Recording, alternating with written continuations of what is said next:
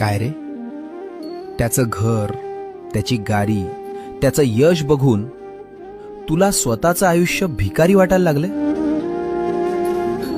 का तुलना करतोय स्वतःची जगाशी?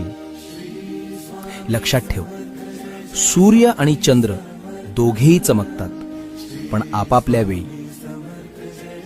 त्याची वेळ सकाळी होती, तुझी वेळ अजून यायची आहे. देवाने तुला बनवताना काहीच कमी ठेवलं नाहीये. फक्त तुझं पॅकेजिंग वेगळं आहे आणि त्याचं वेगळं आहे. लोकांना कॉपी करू नकोस, कारण तू एक मास्टरपीस आहेस, ज्याची दुसरी प्रत या ब्रह्मांडात उपलब्ध नाही. तुझ्या बोटांचे ठसे जसे कोणाशी जुळत नाहीत ना, तसंच तुझं नशीब सुद्धा कोणाशी जुळणार नाही. स्वतःवर प्रेम करायला शिक, भिवरू नकोस. मी तुझ्या